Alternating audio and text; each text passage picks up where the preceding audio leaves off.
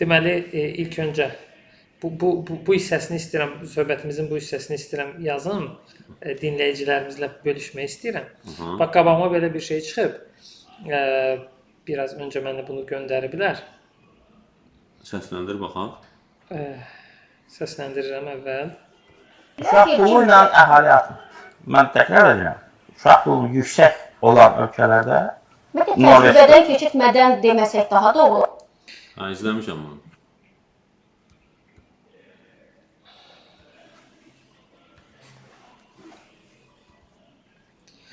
Bu qədəri mənim üçün kifayətdir. Videonun o qədəri kifayətdir. Uşaq pulu ilə əhali artmır. Yəni mən açığı sadəcə məsələnin o akademik tərəfi maraqlandırır. İndi onu müzakirə etmək istəyirəm və bilirsən nəyə görə mövzu məni narahat edir? Mən əvvəl də Erkin Qədirlinin bəzi kommentlərinə bir dənə videom oldu da, orada primogenitur haqqında danışmışdı. Məni bilirsən nə narahat edir? Yəni belə bir qətilik narahat edir. Uşaq pulu ilə əhali artmır. Üstəlik də Norveçi misal olaraq gətirir. Mən bir müddətdir bu demoqrafiyanı oxuyuram da artıq, çox maraqlanıram bu ilə. Düzdür, çox şaxəli bir şeydir. Özəlliklə onun uşaq pulu yeganə bir şey deyildi. Orada müxtəlif növlər var. Məsəl üçün, uşaq pulu deyilən bir şey var, aylıq verilən bir şey və ya baby bonus deyilən bir şey var, doğulanda ancaq verilir və ya bunlar bir yerdə olanda və ya orada child care program deyilən bir şey var. İndi mən hamısının tərcüməsini Azərbaycan bilmirəm. Bu aşağı-yuxarı misal üçün pulsuz, təbii ki, yüksək keyfiyyətdə bağçalardan söhbət gedir və ya ata-ana işdən azad olur bir müddət, parental leave deyirlər də buna, tam tərcüməsini bilmirəm, bir müddət işə getmirlər, uşağa baxırlar. Bəzən yalnız ana, bəzən yalnız ata, bəzən o ödənişli olur, bəzən ödənişsiz olur və s. və laxır. Yəni proqramlar çoxdur. Yəni demək istəyirsən ki, müəyyən şərtlərə görə dövlət valideynlərə və yaxud əhaliyə uşaq pulu verir. Yəni bu demək istədiyim odur ki, bunlar müxtəlif proqramlardır da. Bunlar eyni şey deyil. Bunlar arasında biri uşaq puludur, aylıq verilən bir şey. Aydındır? Və burada məni təəccübləndirən, bildiyim kimi birinci təəccübləndirən və narahat edən bir şey belə bir qəti bir şey. İkincisi onu Norveçlə əlaqələndirməkdir. Nəyə görə? Çünki yaxınlarda bir məqalə oxumuşam, sırf Norveç haqqında və sırf uşaq pulu haqqında. Bax, bu dediyim başqa proqramlar haqqında yox. Və müəllifi də ona görə onu açıb burada qoymuşam da, onu da istəyirəm paylaşım. Onun misal üçün müəllifi iddia eləyir ki, bizdən öncə bu məsələni ələ alan olmayıb. Bu məsələni ələ alan olmayıb. Bax, burada deyir ki, bizim bildiyimizə görə bizdən əvvəl 2023-cü ilin araşdırmasında bizdən öncə heç bir kəs bu şeyi, yəni uşaqlara verilən pulu, üstəlik də orada ikinci şeydə qeyd edir, o da bəzi vergilərdən azad etmək valideynlərə, əgər uşaqları varsa, bunun doğuma təsirini bizdən öncə heç kim ələ almayıb. Amma Erkin bəy deyir ki, yoxdur. Yoxdur və salam. Norveçi də orada demək istəyirdi, sadəcə qabağındakı jurnalist imkan vermədi. Yəni mən onu doğru anladımsa, sən yanlış anladımsa mən düzəlt. Deməli, bu tərz araşdırma ilk dəfə Norveçdə olub. Yox, ilk dəfə Norveç üçün birinci araşdırma. Norveç birinci araşdırmadır və qəti olaraq o Norveçdə ilk dəfə edilmiş o araşdırmanı misal qaynaq göstərir. O göstərmir. O sadəcə, indi onda mən onun nə anladığını deyəcəm. Erkin Qədirli sadəcə deyir ki, Norveç bizə bir misaldır ki, orada uşaq pulu şeyi artırmır, doğumu artırmır. Mən sənə burada indi ekranda da bu araşdırmadır. Bu araşdırmanı göstərirəm. Bu araşdırma müəllifləri deyirlər ki, Norveç üçün birinci araşdıran bizik. Ki uşaq pulu təsir edirmi doğumun artmasına, yoxsa yox. Və burada nəticələri də var. Nəticələri deyir ki, nəticələr onu göstərir ki, bu reform, bu dəyişiklik doğuşu artırır. Özəlliklə ən çox da 20 yaşlarında olan qadınlarda, 21, 22, 23 yaşlarında olan qadınlarda və onların birinci doğuşunu artırır. Bundan sonra gedir, orada bu hissəsini də izah edəcəm nəyə görə qoymuşam bura. Deyir ki, hətta 35-39 yaşlı qadınların da deməli doğuş oranını artırır. Aydındır? İndi izah edəcəm nəyə görə bundan. Amma bundan öncə Erkin bəy bunu necə deyə bilir? Deyir, bu bizim birinci araşdırmamızdır. Bundan qabaq Norveç üçün, Nordic deyir də, yəni İsveçi də qəsd eləyir. Norveç üçün araşdırma olmayıb. Biz araşdırmışıq, nəticə odur ki, təsiri var. Amma İlkin bəy deyir, yox, Norveç yoxdur, qəti olaraq deyir. Və sonra deyir ki, Norveç misal gətirir. Mən sonradan anladığım, başa düşdüyüm belə bir şey var. Böyük ehtimal ki, o bir sənəyə qəsd eləyir. O bu cür araşdırmanı qəsd eləmir. O sadəcə qəsd edir ki, Norveç ümumiyyətlə Avropanın bir çox ölkəsində baxır hardan, amma aşağı-yuxarı 50 ildir, yarım əsrdir. Replacement rate deyilən bir şey var da. Bunu Azərbaycanca necə tərcümə edirəm bilmirəm, amma məsələn əvəzləmə oranı deyək də. Bu nə deməkdir? Yəni ortalama hər bir qadının ən azı 2.1 uşağı olmalıdır. Ki bizim nəsil, indi olan nəsildə yenilənsin, ancaq özünü belə deyim əvəzləsin. Çox olarsa əhali artacaq, az olarsa əhali aşağı düşəcək yavaş-yavaş. Təbii ki, dərhal olmur, tədricən olur. O ölkələrdə, ümumiyyətlə Avropada bu 1.5, 1.4 dəyişir də çox və böyük uzun bir müddətdir elədir. Və həmin ölkələr İsveçdir, Norveçdir. Bunlar bu sosial proqramlarla məşhurdurlar. Bilirlər ki, bu ölkədə sosial proqram olur. Okay? Və düşünürəm ki, Erkin bəy də oradan düşünüb ki, deməli bu ölkələrdə sosial proqramlar var, həqiqətən də uşaq pulu verilir, amma bu 2.1-dən aşağıdırsa, deməli işləmir. Bu yanlış düşüncədir. Bu metodoloji olaraq yanlışdır. Yəni çünki sən onun əks şeyini bilmirsən, necə deyim ona counterfactual deyirlər də. Yəni olmasaydı nə olacaqdı o zaman?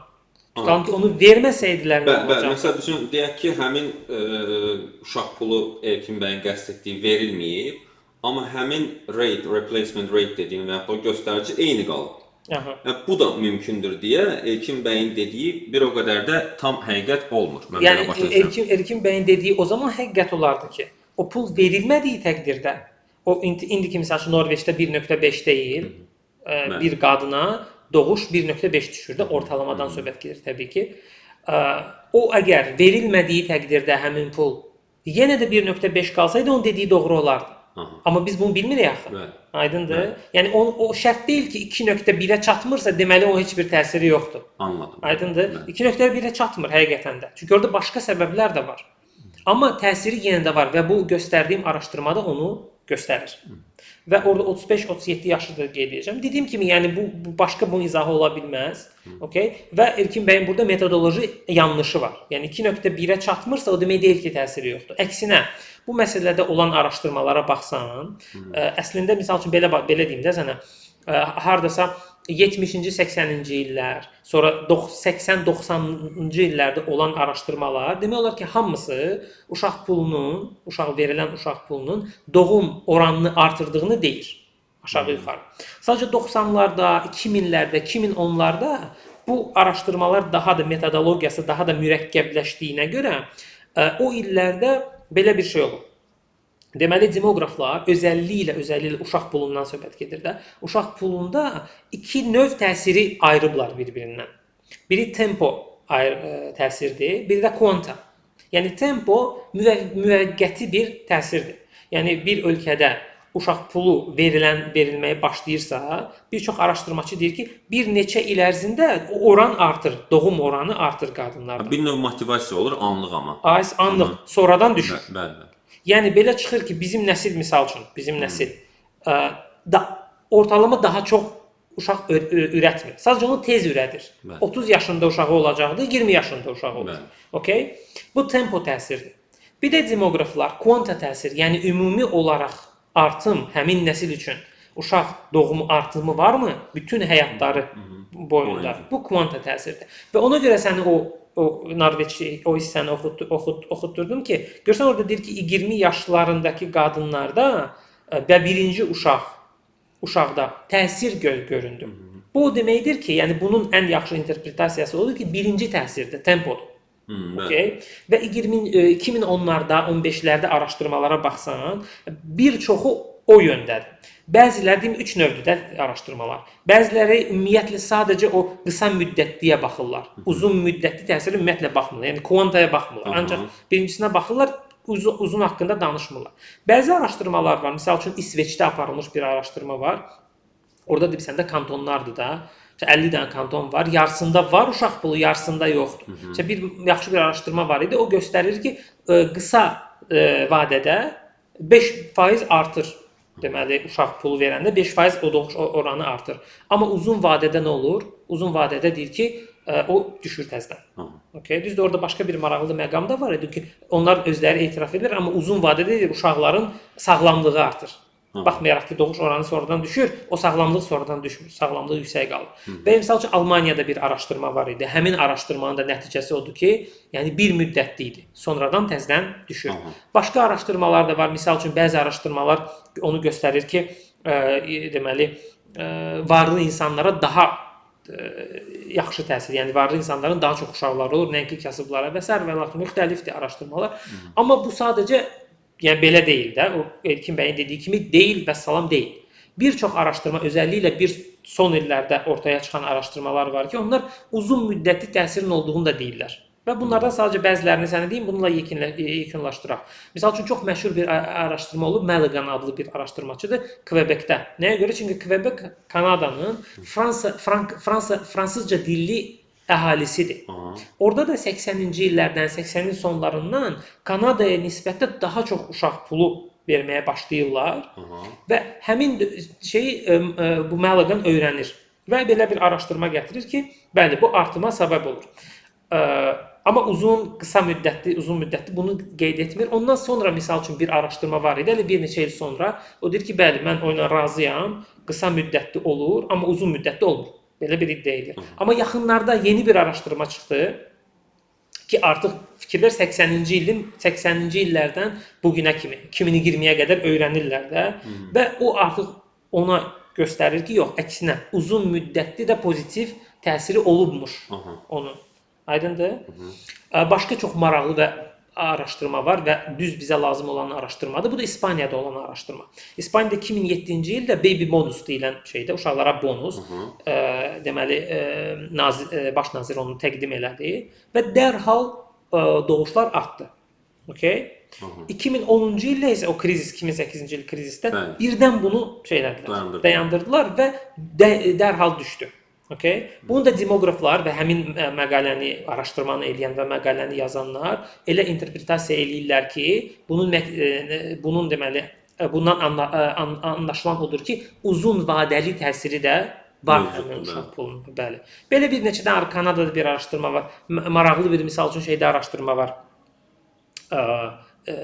Cənubi Koreyada. Çünki Cənubi Koreya dünyanın ən az doğuş oranı olandır. Bir qadının 0.7 falan belə bir uşaq düşür də.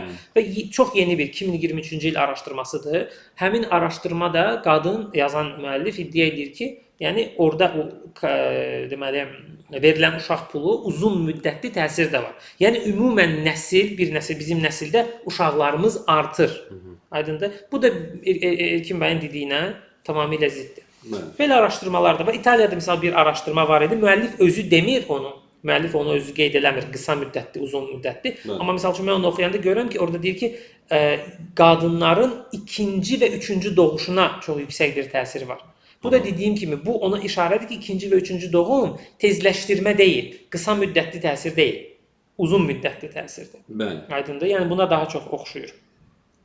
Qalır təbii ki, Erkin müəllimin o iddiası ki, yəni o bəli, həqiqətən də misal üçün təsiri o qədərdir ki, misal üçün 1.5-dirsə və sən uşaq pulunu verirsənsə həmin ölkələrdə, o 2.1 olmur və 2.1-dən də yüksək olmur. Yəni əslində məsəl üçün deyək ki, minimum 1.5-dirsə, maksimum 2.1-dirsə. Maksimum deyil, yəni ən az istədiyimizdir. Məsələn, o deyək ki, 1.5-dən 1.8-ə qalxırsa, əlbəttə ki, bu da təsiri göstərən bir göstərici. Çünki yeganə dövlətin edə biləcəyi yeganə o deyil də. Məsəl üçün, həmin o Nordik ölkələr yoxdur, İsveç və Norveç üçün. Orada məsələn başqa araşdırmalar da var. Orada məsələn parental leave, ata və ana övladı olanda işdən bir müddət ayrılırlar, uşağa baxırlar. Məsəl üçün araşdırmalar göstərir ki, onların təsiri daha çoxdur o ölkələr üçün.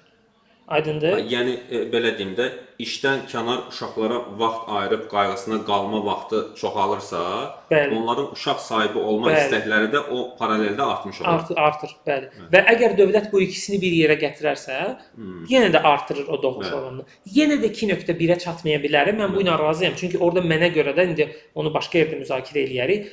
O mədəni amillər insanların misal üçün həyatını uşaqlarına həsr etməsi məsələləri. Həyat tərzi də belə Həyat tərzi modern çox, həyat tərzi, bəli, başqa amillər var ki, həmin o səviyyənin qalxmasına istər-istəməz öz təsirini göstərir. Mütləq ki, onlar da olmalıdır mənə görə də. Amma bu o demək deyil ki, uşaq pulunun təsiri yoxdur. İndi sən bunu gətirsən Azərbaycan kontekstinə, ki, Azərbaycan kontekstində liberal o individuallıq, ki, uşağım olmasın, həyatımı yaşayım, bu ideyalar Norveçdəki kimi deyil. Okay? O zaman Azərbaycana təsir etməsinin ehtimalı çox daha yüksəkdir. Yəni çox yaxşı əslində izah edirsən. Məsələn, bu hər tərəfcə bilinən deyil də. Məsəl üçün bu iddianı edənlər haqlı ola bilərlər özlərində və yaxud buna qarşı çıxanlar da onlar bir tərəfdən çıxış edirlər. Məsəl üçün bir cəmiyyətin digər sənin qeyd etdiyin kimi, məsəl üçün liberallıq kimi o digər təsirləri hesaba qatmadığından dolayı sanki bir döngü üzərində belə dönürlər. Bəli, haqlı tərəfləri var, amma bunlar kompleks şəkildə necə deyərlər, dəyərləndirilib nəticə çıxarılmalıdır ki, sonradan necə deyərlər, bu məsələyə bir necə deyim, yatırım olunacaqsa, investisiya olunacaqsa, bəlkə də ifadəm doğru deyil, yəni uşaq pulu veriləcəksə, digər amillər də nəzərə alınmalıdır ki, həmin o feilin və yaxud o icraatın bir nəticəsi olsun, müsbət nəticəsi olsun. Maraqlı söhbətimiz oldu. Bəli. Özəlliklə yəni bu Erkin müəllimin dediyində başa düşürsən, o sən dediyin məsələ var ki, biz gərək bir çoxsunu ələ alaq, o heç o ilə razılaşdıq. Amma Erkin müəllim ümumiyyətlə yəni uşaq pulunun təsiri yoxdur deməsi biraz yəni yanlışdır. Çünki gördüyümüz kimi araşdırmalar göstərir ki, ya qısa müddətli təsiri var, ya uzun müddətli. Yəni desən ki, orada müxtəlif fikirlər var, müxtəlif araşdırmalar var. Bunu məqbul saymaq olar.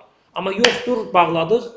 Belə deyil. Bu düzdür, bizim mövzumuzla bəlkə də birə-bir əlaqəli deyil. Amma bəzən biz görürük ki, bu tərz çıxışlar bilmirəm nədən qaynaqlanır. Orada çox ümumi fikirlər səsləndirilir. Ümumi fikrə də izləyici baxanda xüsusi arxa planda qaldığına görə ümumi fikri əsas alır. Bəli. Amma detallar orada bilmirəm niyə, bilərəkdən bilməyərəkdən səsləndirilmədiyinə görə İnsanlarda fərqli bir, necə deyərlər, anlayış yaranır ki, bəli, səbəb buymuş. Doğrudur və yanlışdır, bu başqa məsələ. Qalanını özümüz müzakirə edirik. Bəli.